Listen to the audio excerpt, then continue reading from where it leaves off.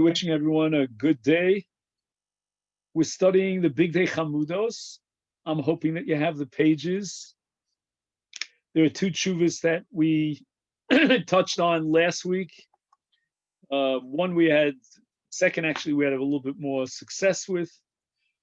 First one was more challenging, but we're going to try to see if we can divide our time today and study these two tshuvas of Rav Daniel Kleinman, a Rav in Brooklyn, New York.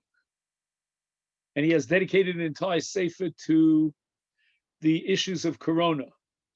In the Yoredeya section, we will focus on a number of different tshuvas in Mirz Hashem, B'li Neder. Today, we're focusing on these two tshuvas. The first is about leaving one's home in the face of the pandemic. The second tshuva is about how to define sakana. Now, the first tshuva, which you'll have if you have the text on page 205. What is a person meant to do according to the attitude of the Gemara, the Rishonim, the Poskim, if he has two options?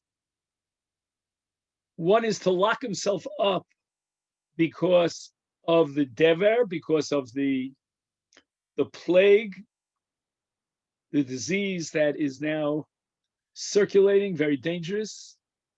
Or on the contrary, should he pick up and leave and find himself in a place where hopefully he could be protected? There's no plague, there's no magif.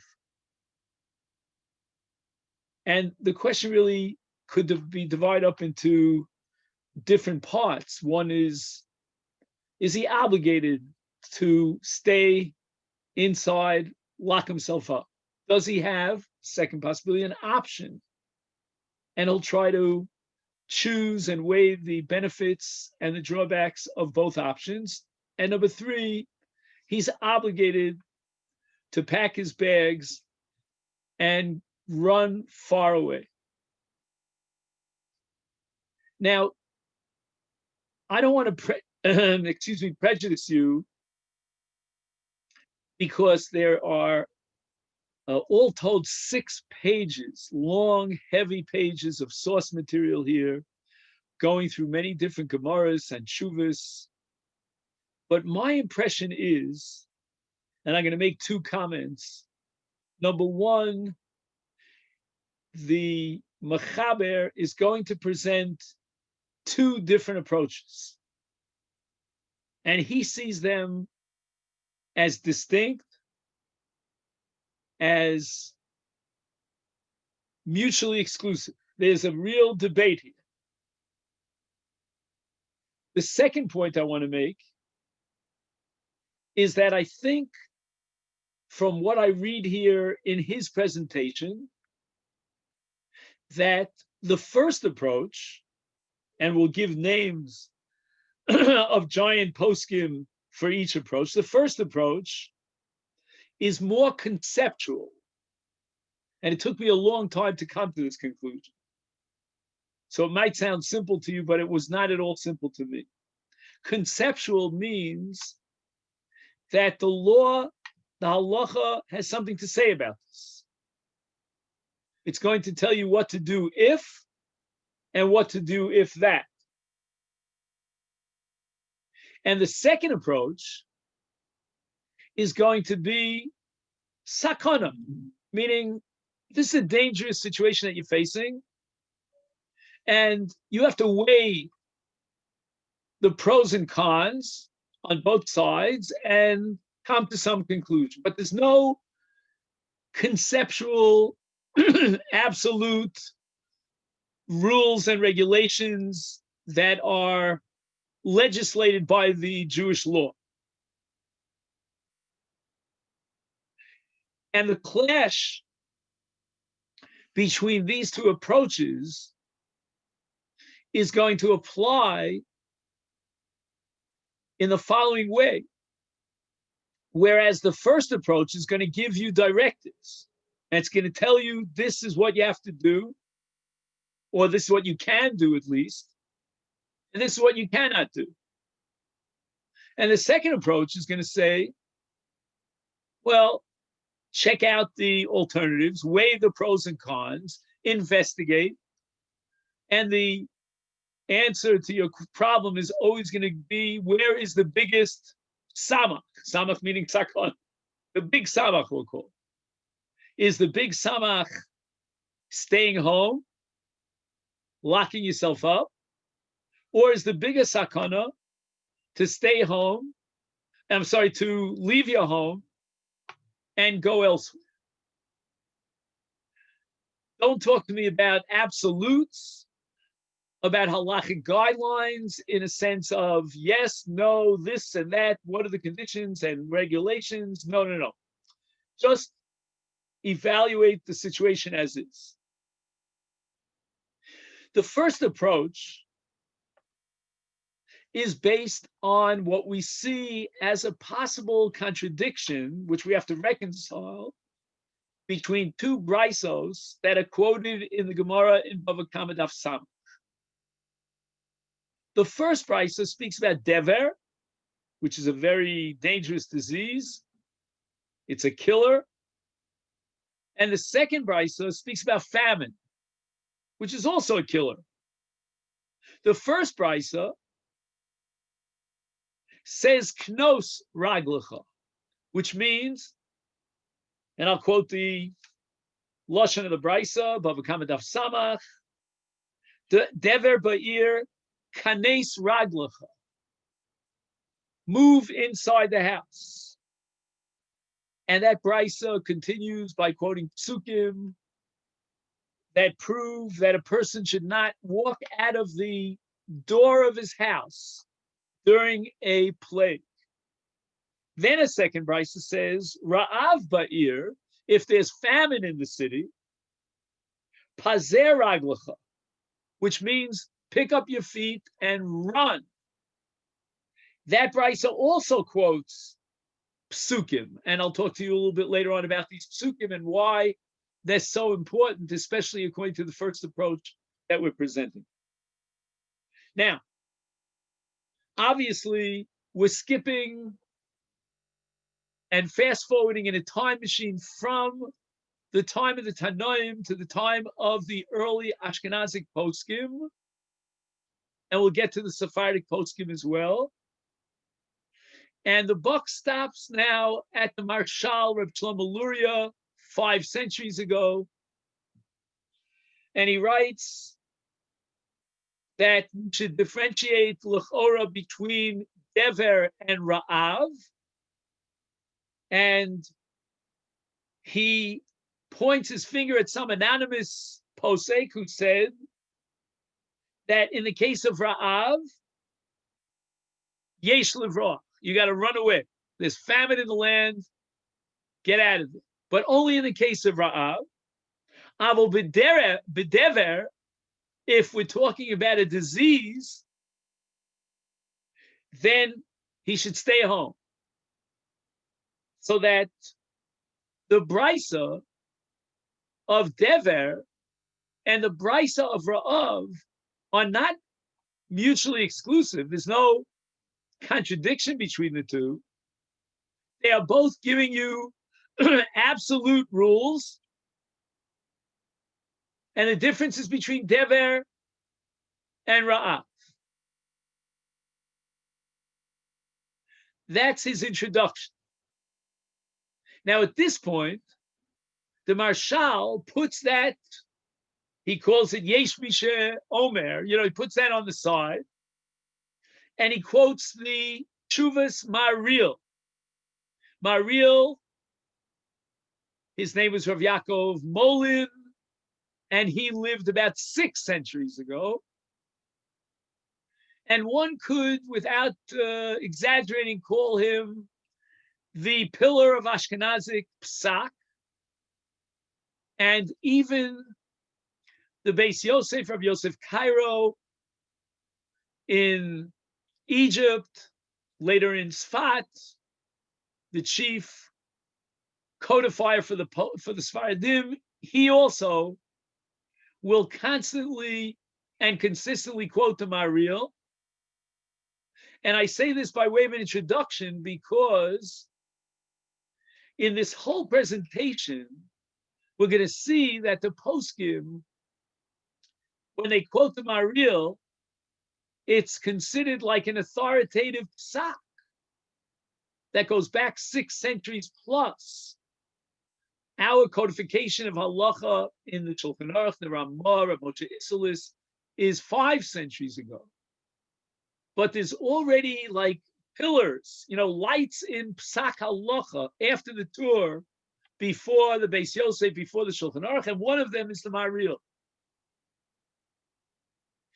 Says the Marshal, Reb Shlomo Luria, that the Maharil already noticed what seems to be a contradiction. And the Maharil, offers his own resolution, which is not based on a distinction between Dever and Ra'av. And he says the following. What we saw in the Brisa of Ra'av, pick up your feet and run, is true for Dever as well. But in the case of Dever, the Maharil argues that we should differentiate between what he calls Tchilas HaDever as opposed to Hischazek HaDever. Tchilas HaDever means that it's the beginning of the pandemic, if you want to use that word, but it's not yet a chazaka, as opposed to when the dever is really spreading like wildfire. It's chazek, and the situation is very intense, very dangerous.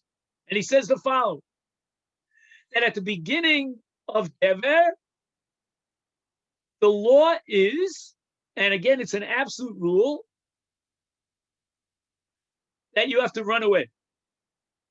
Pick up your feet and start running. And here, Dever is exactly the same as Ra'ah.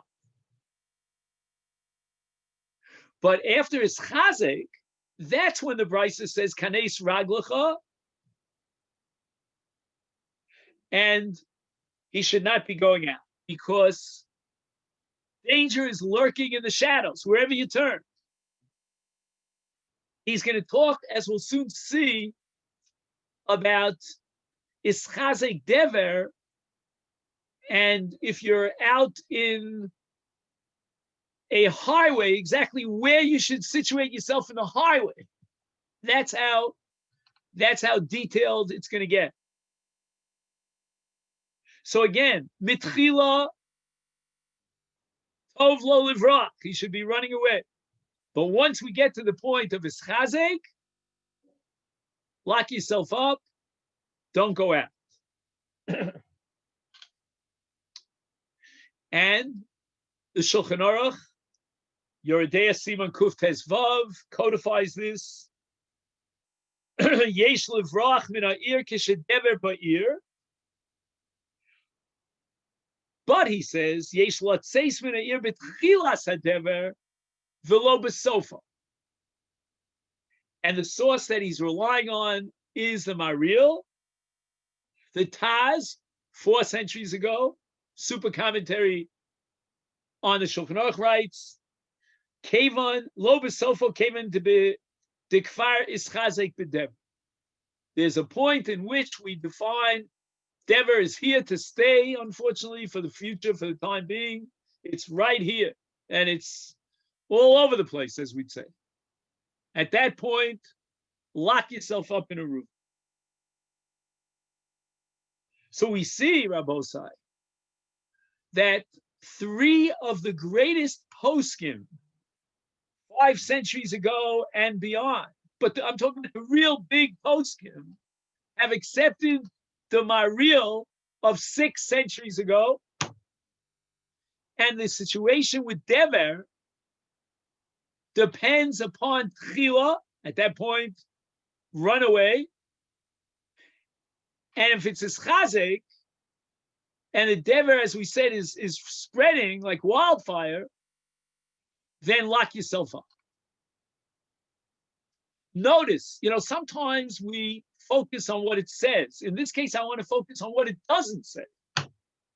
No one in all the great poskim, we mentioned the Maril, we mentioned the Marshal, we mentioned the Shulchan Aruch, we mentioned the Taz, no one speaks about sakana.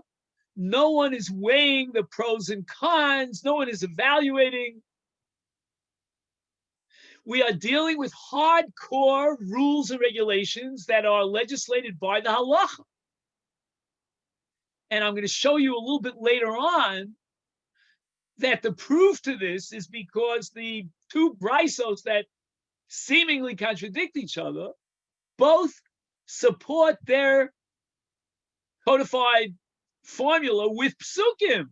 We're going to learn things from psukim, Rabbosai. We're not just going to throw out a word called sakana.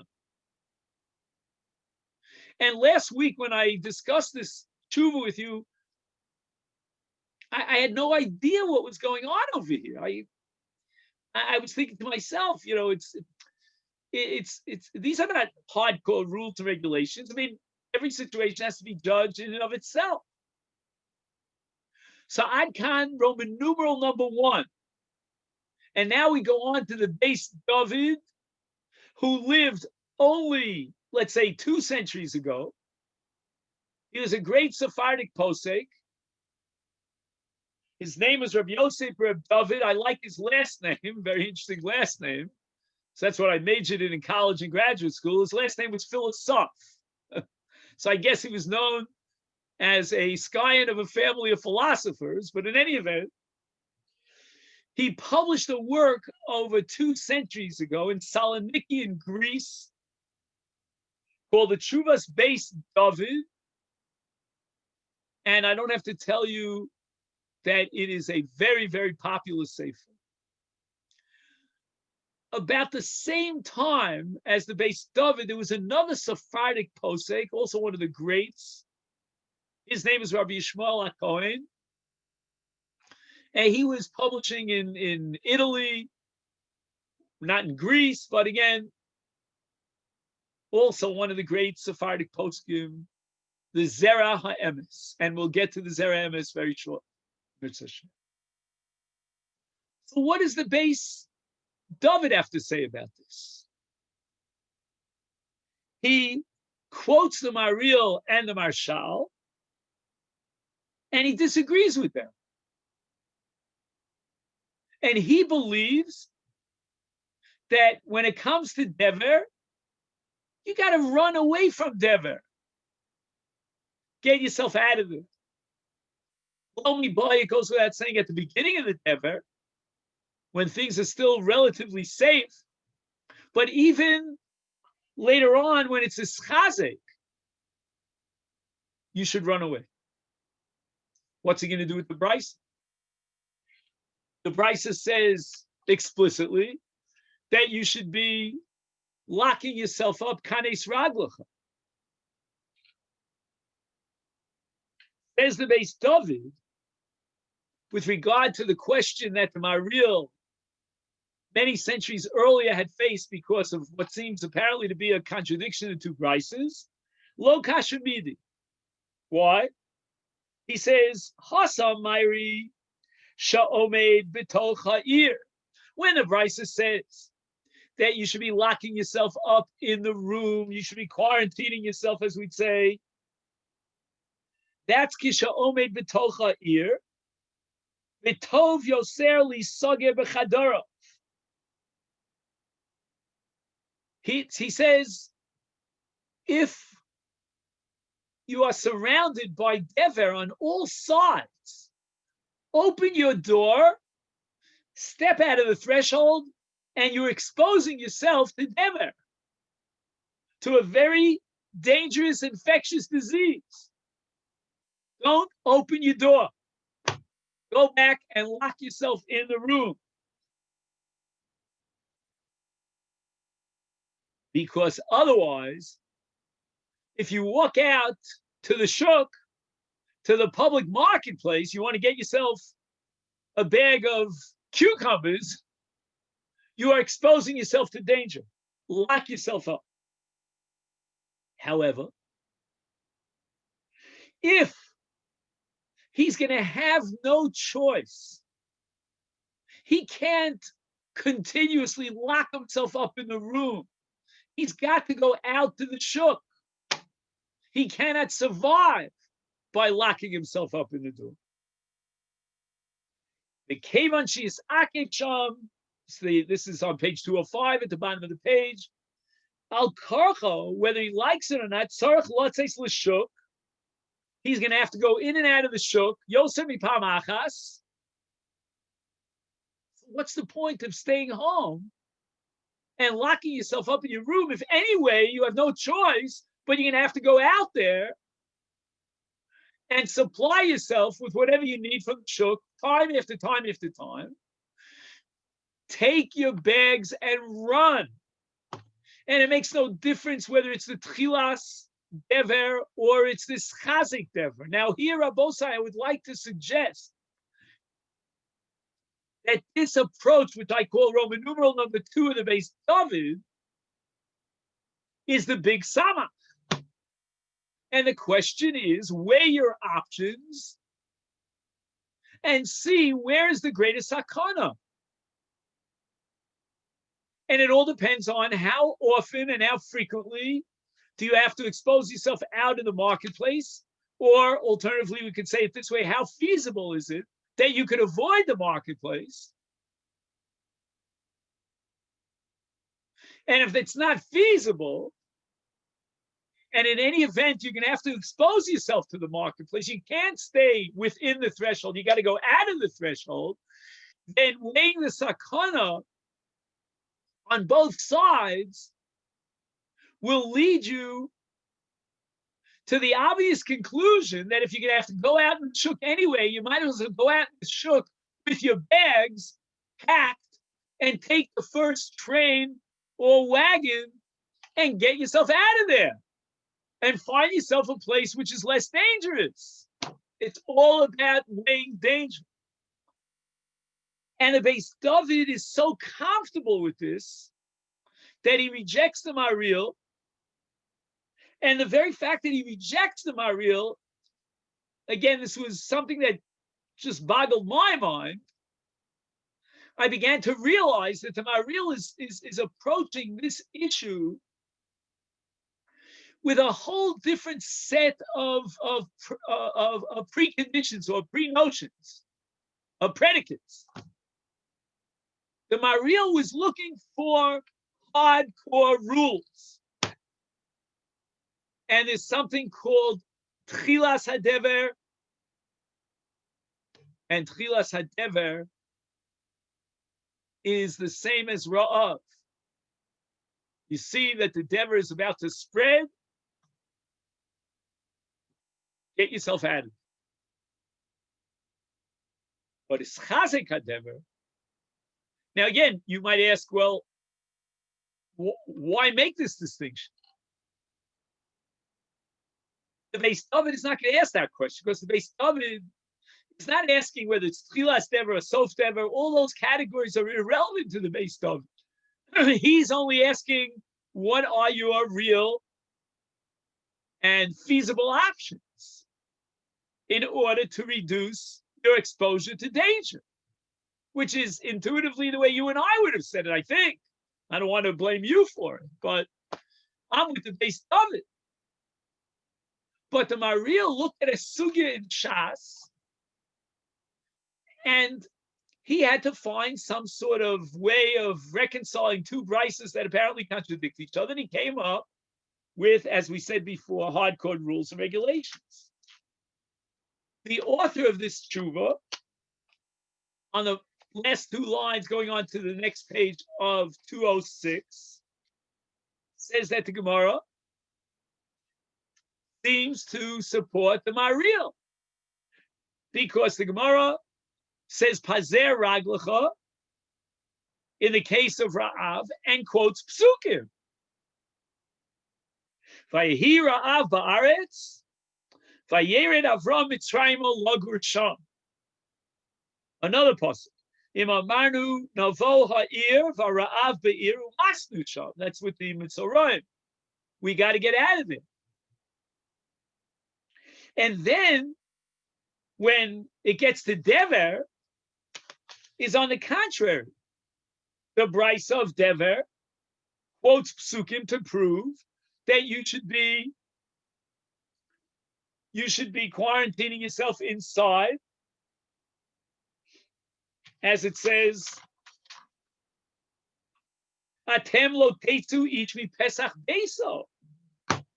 Right? We're going to have it in a few weeks. I mean, Moshe Rabbeinu is telling the people, don't leave the threshold of your house. All the psukim. Ami, bo b'chadarecha, skar dalsecha, etc., etc.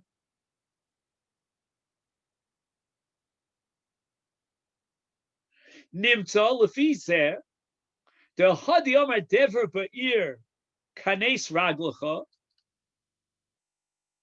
How do we reconcile that with the fact that from psukim we derive that in a ra'av situation, you got to run, you got to flee.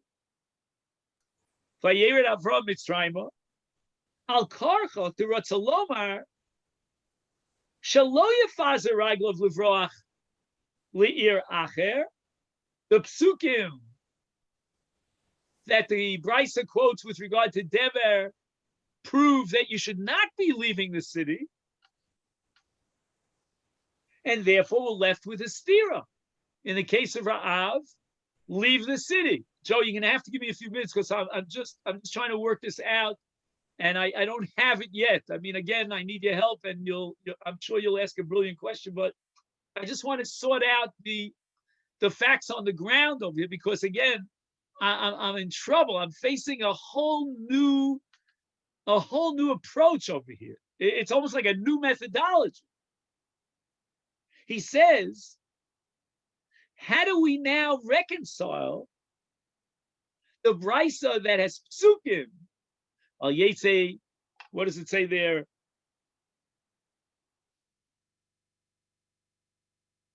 Lo teitzu ishmi pesach beso, with vayered Avram Mitzrayim, etc. Al korchenu, we have no choice but to assume that Dever Be'ir Kanesh Raglecha, which seems to contradict what we saw about Ra'av. Ratzalomar, Shalo Yefazer Raglov Livrach L'Mokom Acher. Forget it, it's not an option. That's how the Maril is reading this price. I would use a pun here and say the door is closed. Literally. I mean, literally you have to close the door. And number two, that alternative of opening the door and packing out is closed. It's not an alternative. El Yikones Yachnis Raglov Lishar Be'iro. So what do we do with Ra'av? And the psukim that indicate that we got to flee like Avram fled is Al Karchach. We have no choice but to reconcile this by saying the following.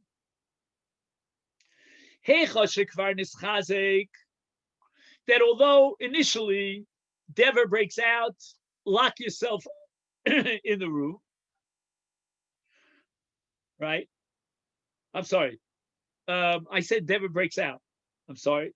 What I mean to say is that Dever is already spreading Nischazek, is then Kanes Rag.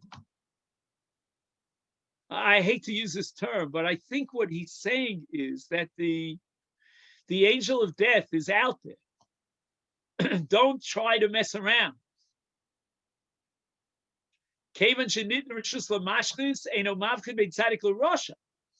Moshe Rabbeinu says, stay inside.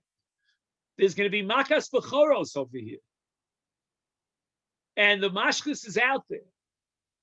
Avol kodem shenis chazek. Now we're going to go back to the case of Avram Avinu, and we're going to derive the conclusion that yesh livro. Now, at the end of this presentation, he quotes the Ein Yaakov, who testifies, Shekach ra be'enov. He says, in fact, it was Ever, and everyone ran away. When? But only when his kfar nischazik. But initially, then we're going to derive from the psukim Hanes Ragel. Now I'm going to answer your question, Joe, or can try to stand up here while you disagree with me. The next piece is to see if anyone agrees with the base stuff. And that's going to be the Marsha, and the Zera HaEmes. Yeah, go ahead. So I just to understand, with regards to famine, right? There's nothing for you in the city. Logic dictates, get out because you need food, right? So you gotta leave. There's nothing to talk about there. So with regards to the Magefa, how do we learn something out from Mitzrayim, where Hashem made the tzivui for us to stay inside? I mean, it's not necessarily something. If here we're grasping at straws, we don't know what to do. How do you bring a pasuk from a situation which we knew clearly what we were supposed to do? I would say, if I understand your way of thinking, that you're putting on the Beis David's thinking cap, and you're saying, well, Ra'av l'chud, endeavor l'chud, endeavor, it could be under certain circumstances. That's what the Beis David claims. You don't want to go out into the shuk. I understand. You lock yourself in the room, and if it's a rav, you got to get yourself out of there because you have no supplies. But if you could be open to another approach, which again, I have to admit, it took me a week till I softened up a little bit. I was also stubbornly opposed to this Ma'aril. And as I said at the outset, every single, I shouldn't say this, but every single famous pillar of Psak has accepted this Ma'aril. And B'li Neder, I want to go through the Ma'aril with you inside, word for word. Whole different methodology, a whole different approach. And I again, it's just, I'm sorry that I'm sort of imposing my prejudice on you, but I think what the Ma'aril is bothered by is that who needs psukim over here? Yeah, there's a Ra'av Ba'ir. You're Avram Avinu. What are you going to do? You're going to starve? You heard that there's Shever b'Mitzrayim. Get yourself over to Mitzrayim. There's never out there in the Mashchus is out in the streets. He's out there haunting the marketplaces. Is Al Yetzish Mi Pesach Beso. These are intuitive responses. Why quote psukim? And furthermore, the very fact that the Gemara quotes psukim seems to indicate that the words of the Brisa should be taken as rules. We're dealing with rules here. We're not dealing with go find out, investigate where is the sakana greater. And there's going to be one rule that we're going to derive from the fact that God told Avram Avinu to get himself out of there. Or in the other pasuk that we saw, let me just quote that pasuk so I don't lose it. It says, "Im amaru navo ba'ir v'ra'av ba'ir v'masnu sham." Why is the Torah recording these episodes in the book of books? For Netzach Nitzachim, there must be some sort of rule, and the Brisa formulates the rule. But we have another Brisa that formulates the opposite rule and derives that rule from psukim. And once again, you might want to ask the following question: if there's such a danger out there that lurks in the streets, then it's intuitive. I don't have to quote one pasuk after the other, Lo teitzu ish mi pesach beso, Bo b'chadirecha skor dlasecha. And again, if we had more time, we'd go through every single parsha inside. Why is this recorded in the book of books for all eternity and quoted by the Brisa as a proof that Ribono Shel Olam, if there's Dever out there, you don't want to go out there and expose yourself. Apparently, there's some sort of halacha here that's being derived. Now, if you want to put it into philosophical, he seems to indicate that, you got to rely on Hashem. I don't know what exactly. I don't even want to go down that path. And that's what tremendously bothered me, if you recall, about this tshuva from the get-go. Wait a minute. Oh, Rabbi Kleinman, I got a question for you. I got I got my condo down in Miami Beach, and I got my private pool over there, and there's no COVID that oh, what should I do? Is it too much ishtadlus? But forget about ishtadlus. It just didn't sit well with me. But when I took a second look at it, and here he's basically saying that once it's nischazek la'ir, but right, it's chazek hadever. He says you can't, you don't have that option. You may say, well, what do you mean I don't have the option? There's a lot of dever over here. Nabru dever, there's a lot of dever here. I want to get the heck out of here. Kanes ragel. The Brisa says by Ra'av, pack your bags. That's dever in his first stage. Am I going to give hesberim? Am I going to offer logical distinctions? And the answer is no.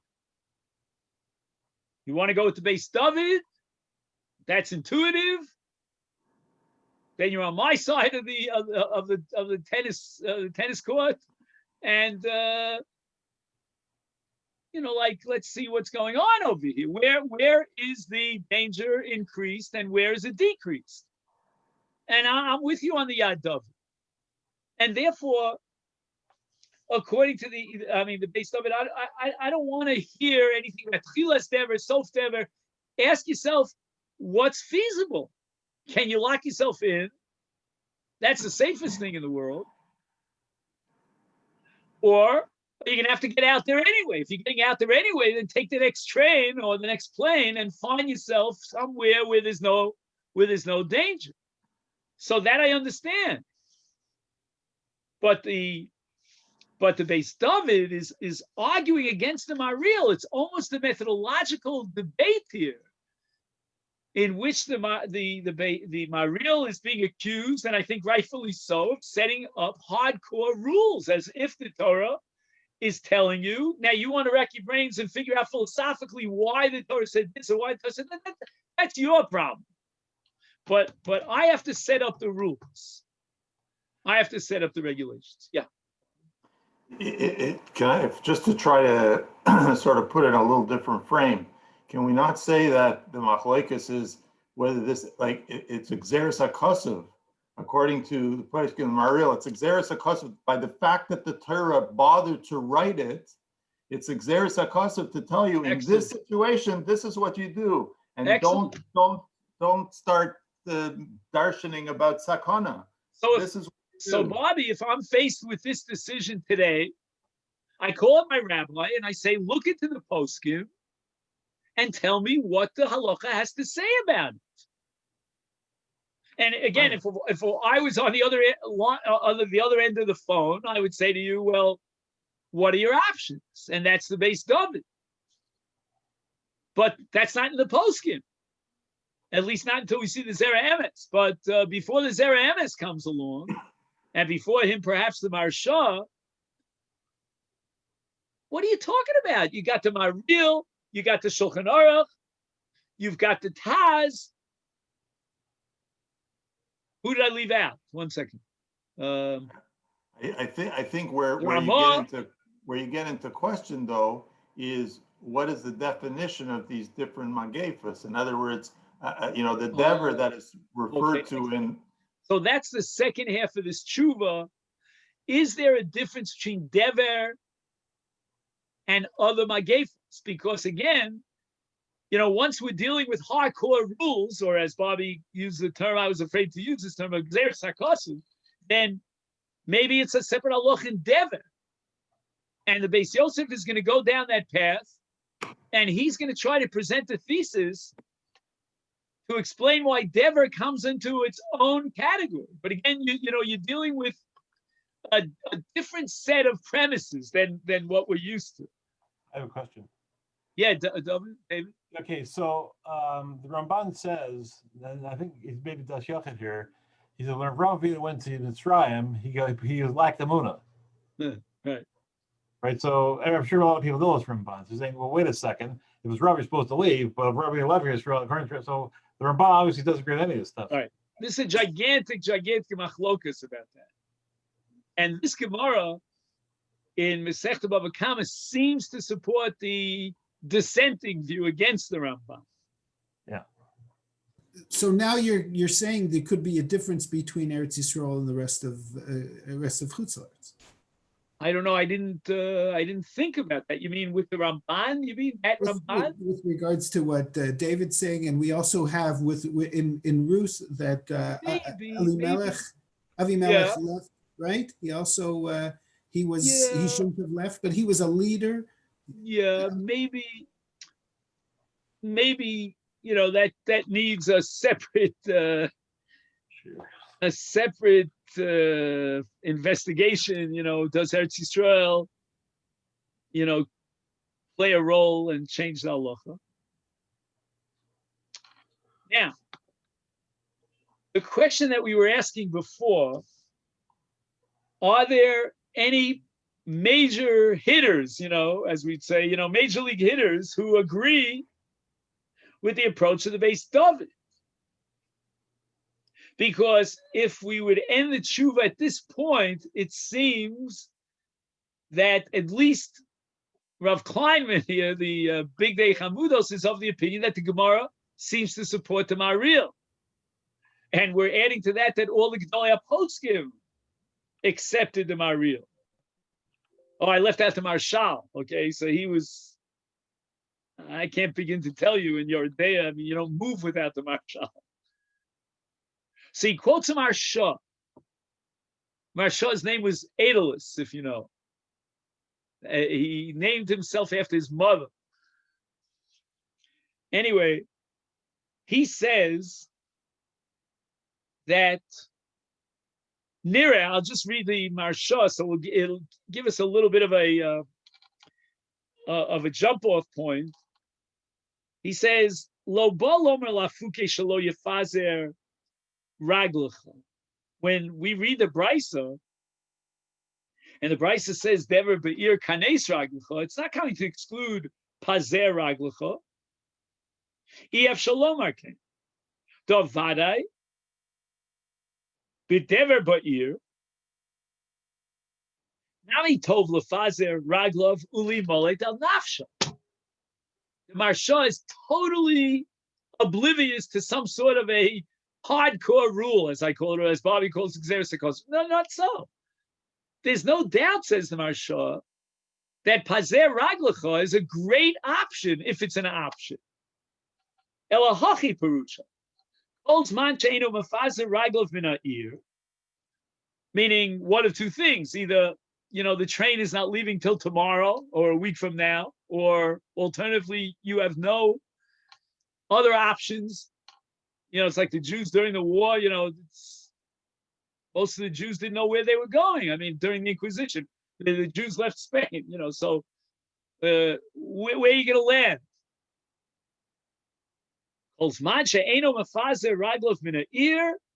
If he doesn't have that option, then yikanes raglo lebesav lo yetze l'rechovos. All the Gemara and the Brisa wants to tell us is avoid the streets, avoid the marketplaces. That's where the dever is extremely dangerous, or we would say infectious.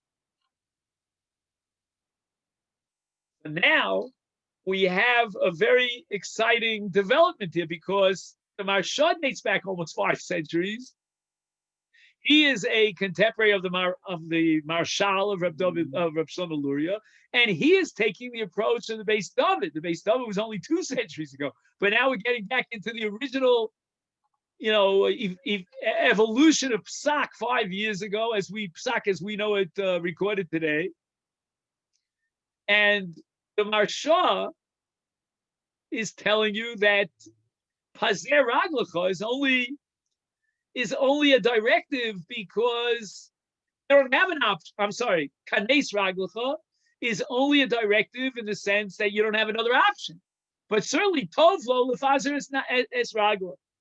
Once again, completely rejecting these hardcore rules of Tchila and Ischazek.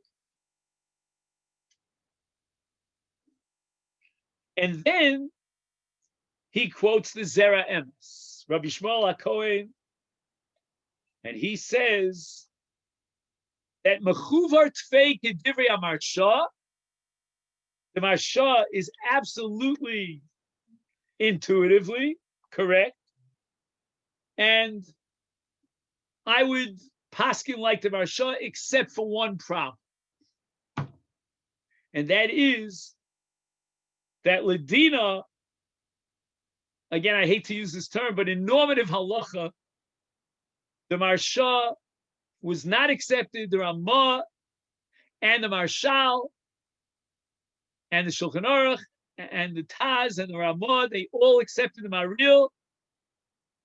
And again, if you have page 206, just put it on the side for a minute, because now he's going to discuss the possibility of whether Dever is a different category than other infectious diseases. But I want to fast forward for a moment to page 207, because there he quotes the Shut Zera Emes in its original. And that's on the right side of your page. Dibra Matzah V'chein Ra'isi B'Shut Zera Emes. Shekosav Ein Nirlini Estaiti L'chor Lumod Mikan L'chayev Ha'ovos Lavriach Ha'bonim Min Choli Ha'babuos. He's talking about a situation of smallpox, which was very dangerous, especially for the children. And he says, Afka b'dever, ashkachan zeh.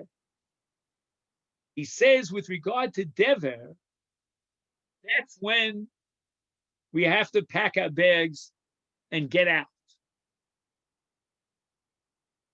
And if we stick around locally, then nitna reshus lamashkes lechabel, Ace Shlitas Hadin, he invokes certain metaphysical principles here about the harsh justice.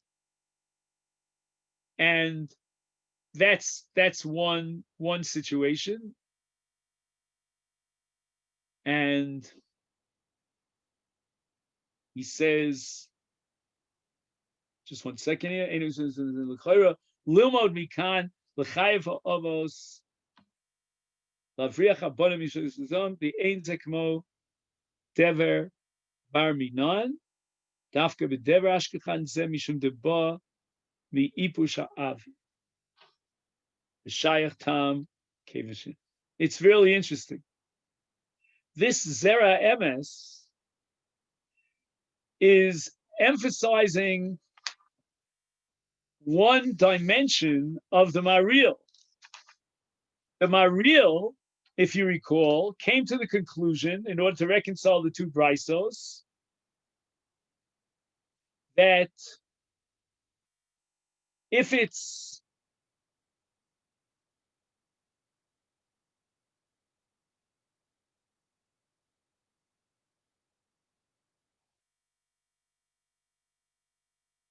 just 1 second, I just got to get the cheshbon here again. If it's hascholas hadever, then yesh lo likanes lichnos rag. But if it's ischazek, right? If it's ischazek, then he should leave.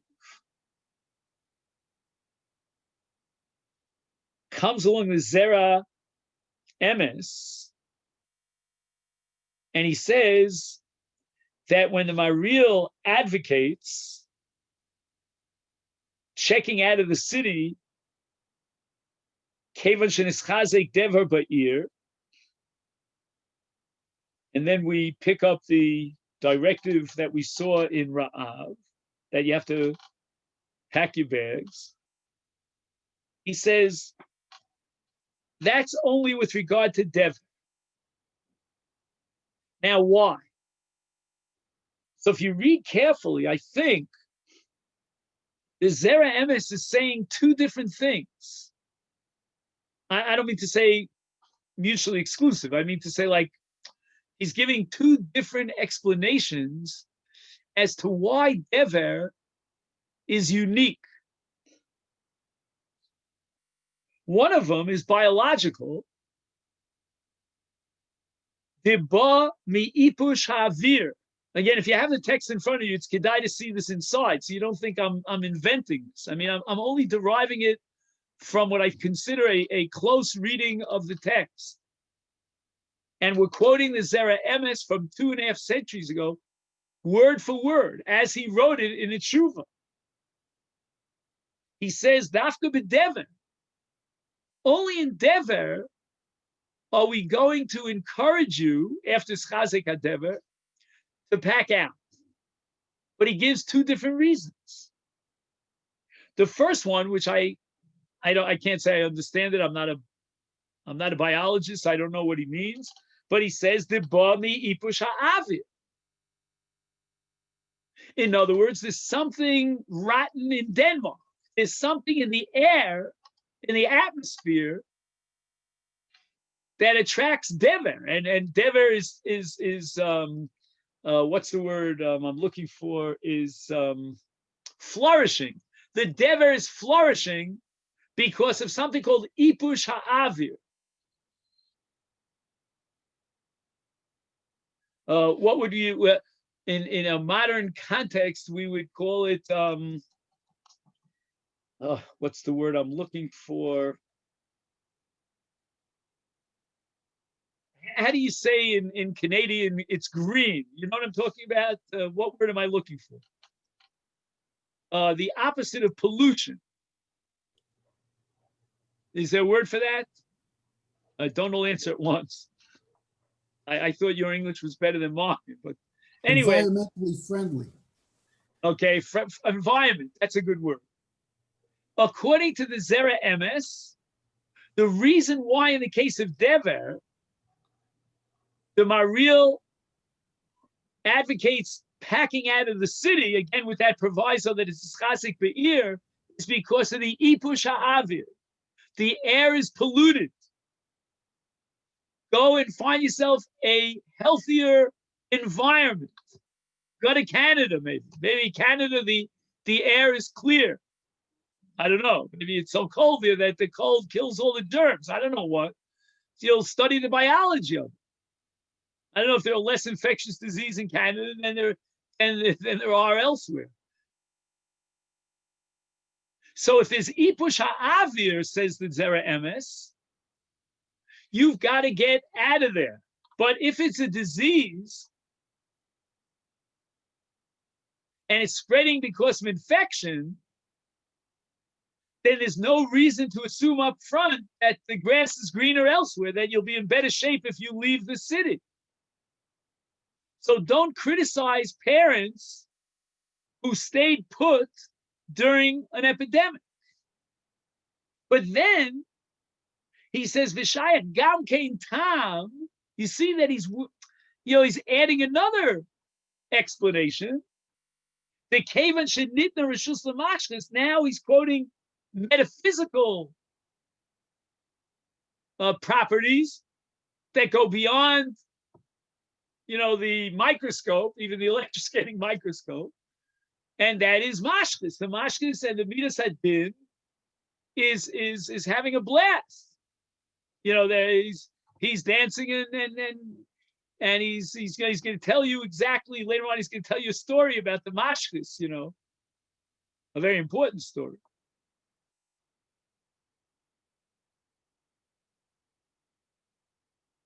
And he says, how do we know when the Gzera and the Mashchus is given a license? That's called the Schazek Dever Be'ir. If the Mashchus is out there, you got to get out of that location. So there are two different explanations as to why is Schazek HaDever in the Zera Emis's analysis of the Psak of the Maril, that is Schazek HaDever, you have to get out of there. One is because of the Ipuch HaAvir. There's a very bad pollution here that is sustaining the Dever. Find yourself another environment. And number two, because if it's a Schazek HaDever, this is not something that you can, you can hope that when you blink, the Dever is going to terminate this. There's a Mashkus out there. Get out of there. And it seems to my reasoning that what the Zera Emes is motivated by here is to make some sense out of this kind of directive and set hardcore rule. What's the logic behind it? It's not the way we presented it. We presented it as there are two worlds here. There's one world of the Maril, the Siaso, and there's another world of the base David. What I think the Zera Emes is trying to inject into this whole discussion is that even the Maril should be understood in a logical fashion.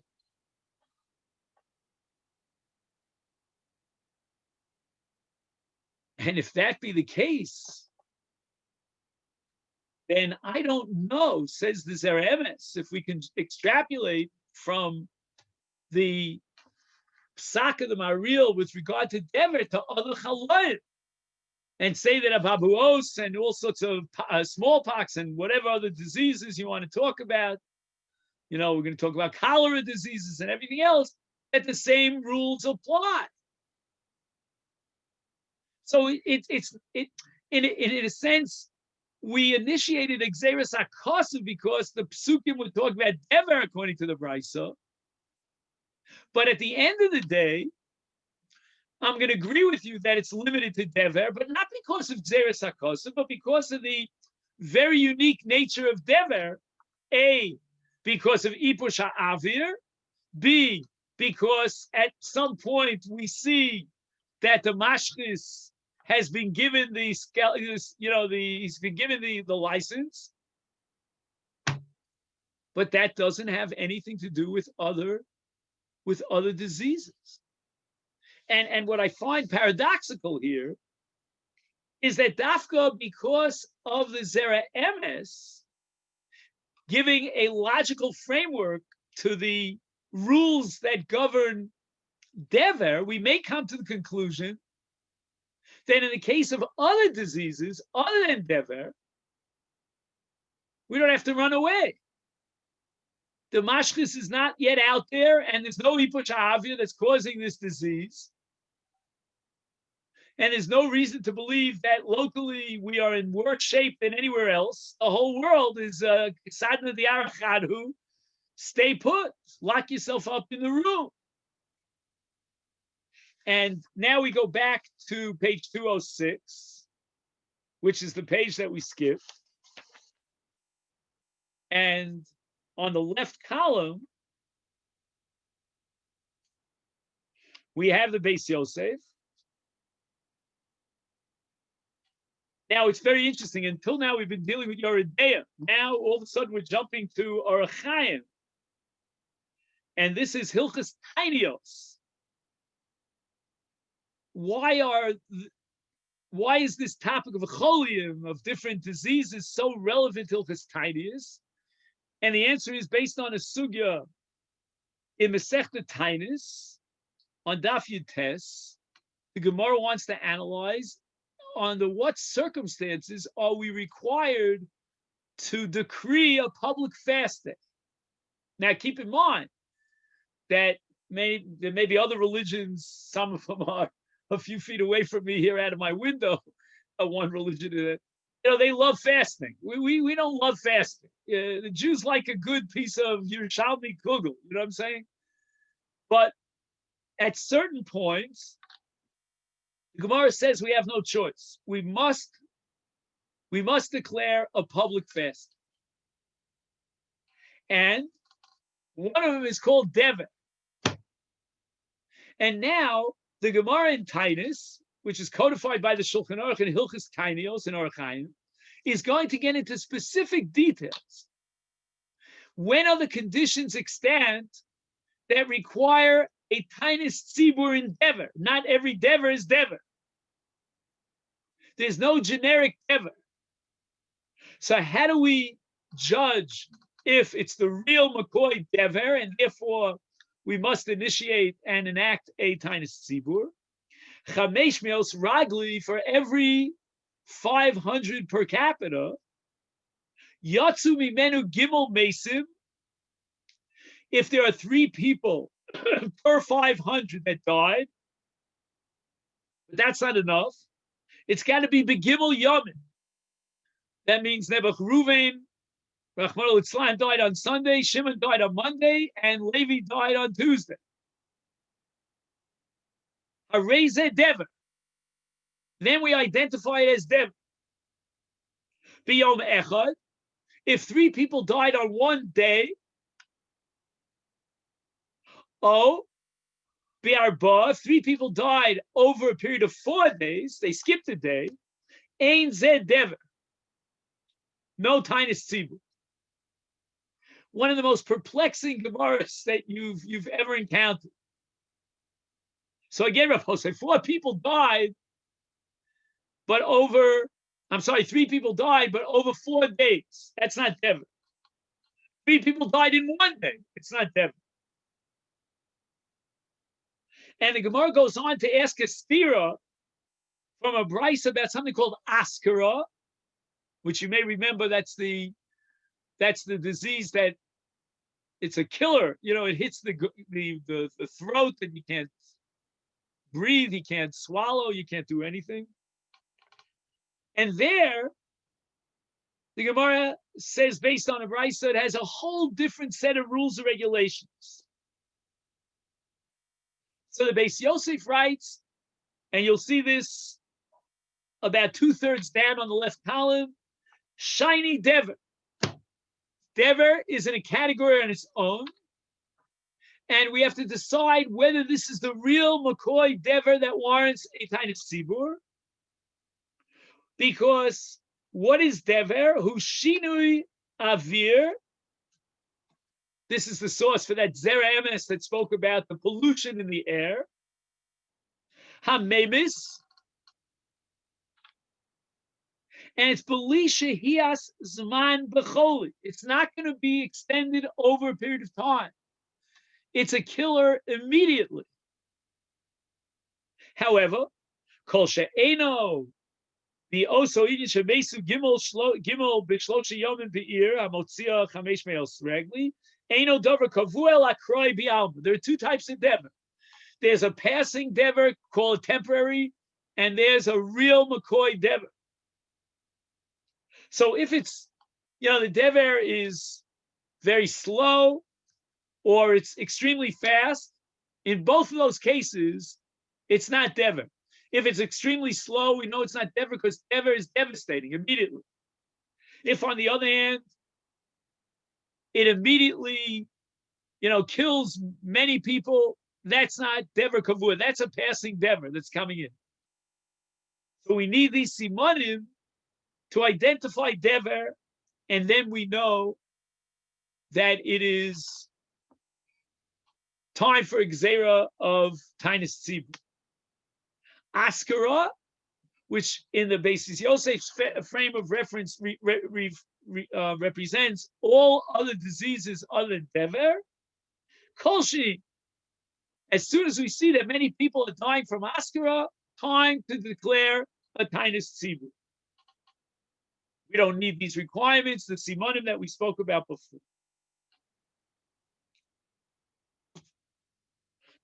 So we're seeing in front of our eyes, both in the Beis Yosef 500 years ago and in the Zera Emes 200 years ago, a distinction between dever and other diseases.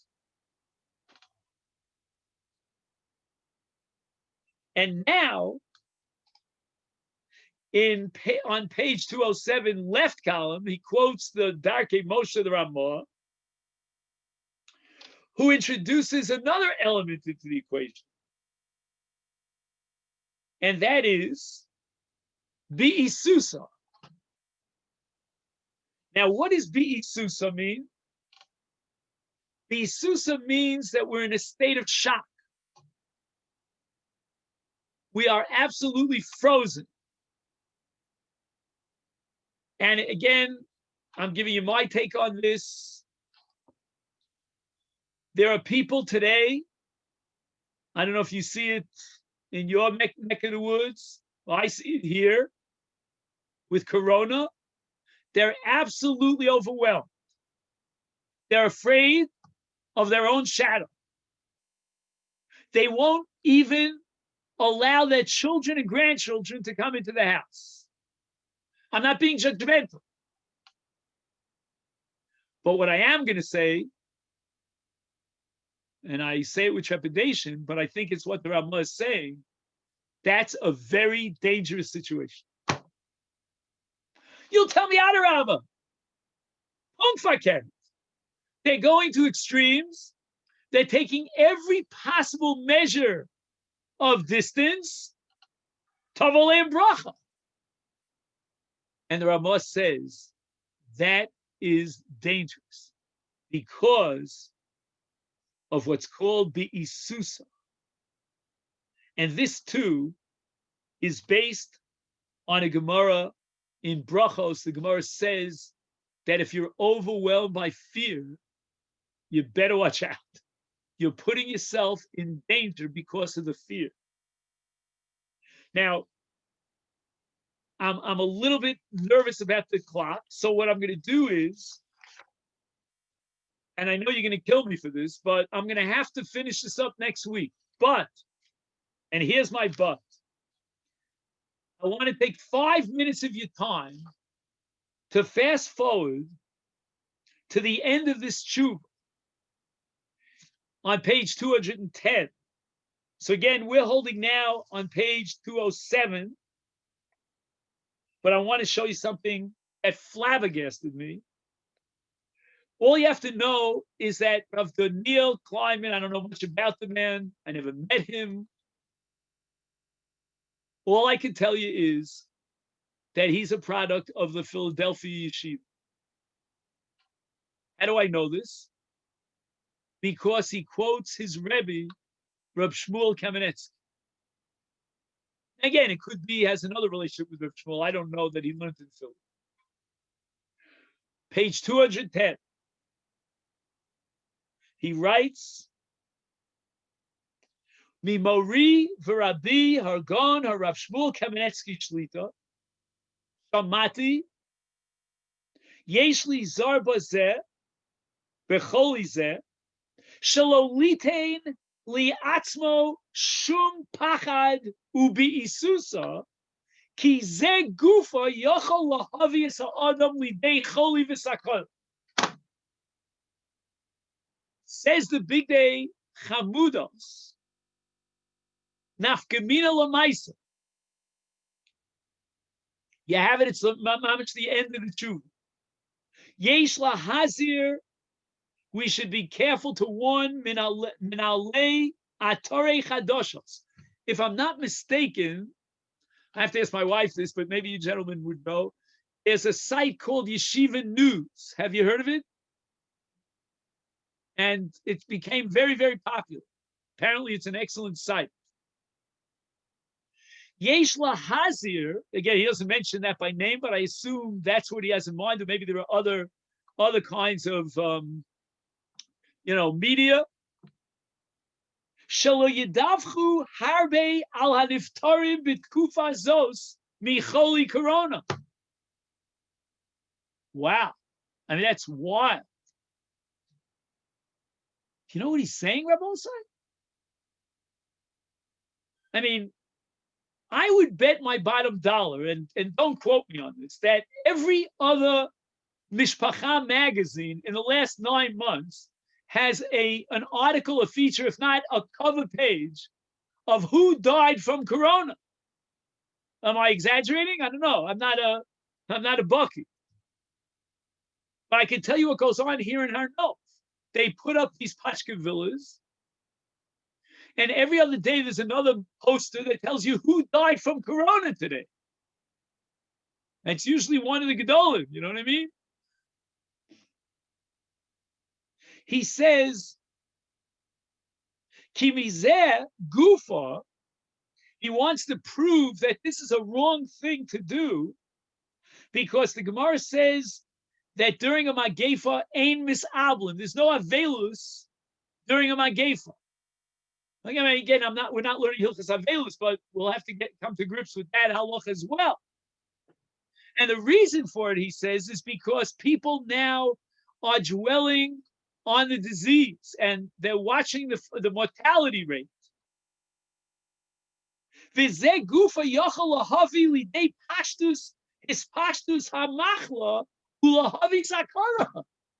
that one of the variables that we have to take into the equation in terms of spreading this disease, lo aleinu, is the pachad, the very fear of the disease. Now, if I said that to you, you would tell me, "Oh, you're a philosopher. It's metaphysics. You know, maybe you're learning some sort of Hasidic sefer." You would tell me, but this is pure halacha. This is Reb Shmuel Kamenetsky. I mean, if there's any Litvak walking around America, it's Reb Shmuel. Unbelievable. So I will say, just to summarize, we have here so many variables. In the case of Dever, it seems that Lomi by the base David, who certainly says, get yourself out of there if you possibly can. And in any event, you're going to have to go out into the shuk, so that's not feasible to lock yourself up. But even according to the Maril, once the dever is nischazik ba'ir, get yourself out of there. Like we saw in the case of Ra'av. And he's reconciling the two prices. Not only that, we have two explanations for that psak of the Maril, which is codified in the Shulchan Aruch, that is chazek dever be'ir, you have to go out. One is the Zera Emes's ipush ha'avir, and the other is the fact that the mashchis is out there. But just to complicate matters, we have both the Beis Yosef 5 centuries ago and the Zera Emes 2 centuries ago that say, hold on a second, Rabbi Osai, you're talking about Dever. Dever works in its own very unique way.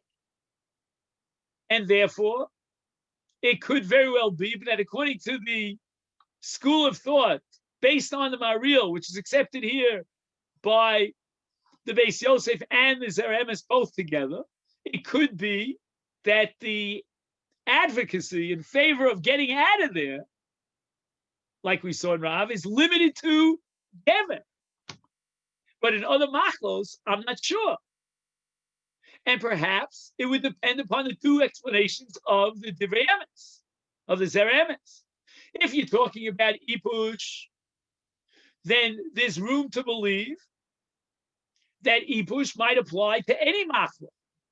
Meaning, if the air is polluted, and we had a slang word for it that started with an S-T-I-N. I don't want to go on with it because my father always gave me mussar when I used that word. I don't know, he was allergic to that word.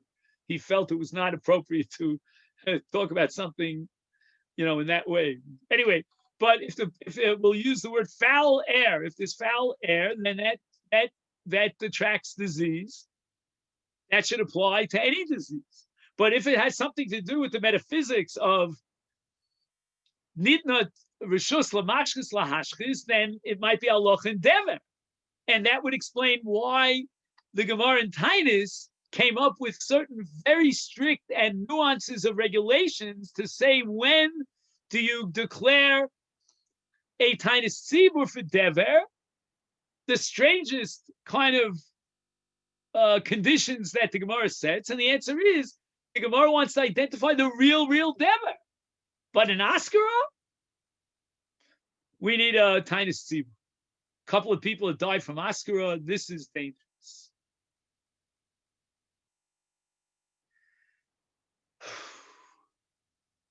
That's what I have so far of this. It's a piece of work. I'm sorry. Again, Askara is, how do you? I don't know. You'll have to look it up in. Askara was the choking, Dr. right? J. You know what I mean by Dr. J? Jastrow. I mean, I'm really dating myself. I mean, who uses like a Jastrow today? You have Hot Scroll, so yeah. Yeah, it was But like one day we used to use Jastrow. Askara was like a choking, right? A choking, yeah. The Gemara says that that's how the 24,000 students of Rabbi Akiva died between Pesach and Atzeres from and that's understood as a disease as opposed to just something that. Yeah, it's a deadly disease. I don't know what it's called in biological terms. I don't know if you could Google Askara. I don't know, but we'll figure it out. So, B'li Neder, next week I'm just going to try to summarize what I think are the final points and sort out all these different variables and come to sort of a definite decision, some sort of conclusion, at least according to this tshuva, and to reiterate an unbelievable variable in this whole equation, which Reb Shmuel Kamenetsky takes very seriously, and so does the Divrei Chamudos. There are people who are absolutely fixated. What was the mortality rate today, and what was it tomorrow, and what percentage of people who tested positive, and how many people died? And then you have the anti who say, oh, the guy died of pneumonia, but they called it corona. You know what I'm saying? But the people who are living this, and the people who are so overwhelmed by fear, and I'm not being judgmental about this, Rabos. Don't misunderstand me. I can tell you what goes on upstairs over here. My neighbors, my closest friends, they're freaked out. The man will not get on our plane to visit his mother, who's, can I know her, at 94, I remember exactly how she is, and she needs help because he's just freaked out. And his wife, the same. They're two of one kind. And again, I'm not trying to be negative about it, but keep in mind what Reb Shmuel Kamenetsky is saying, which was said by the Ramah and others 5 centuries before Reb Shmuel Kamenetsky, that Bisusa is a factor in the machla. Okay, we'll stop here. Thank you so much. Well, so the handouts again are same for next week?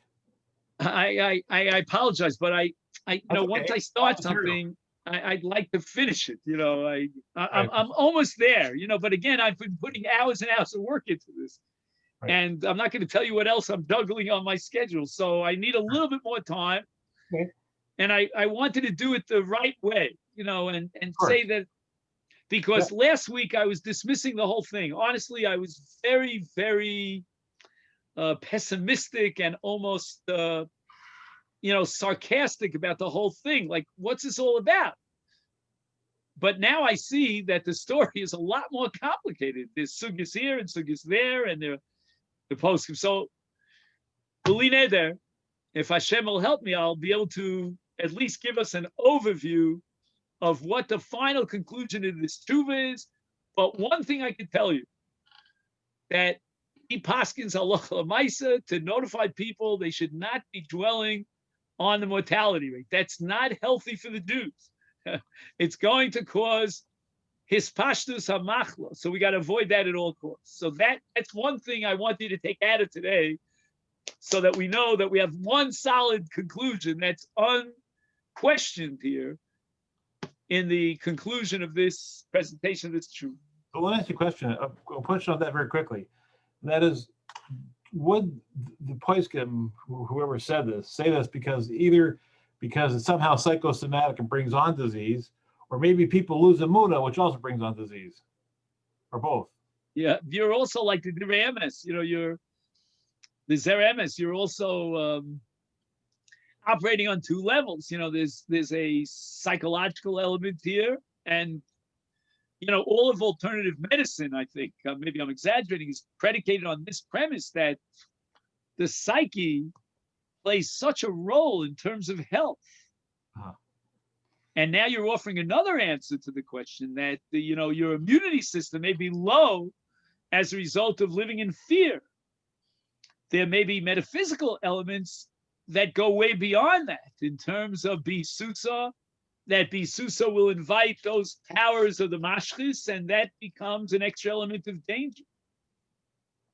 But the bottom line is, and it's so fascinating, the Rebbe Akiva Eiger wrote a tshuva during the cholera epidemic about 180 years ago. I don't know exactly when, but almost 2 centuries ago. And Rebbe Akiva Eiger writes that the most important thing, the most important advice I could give you is not to live in fear.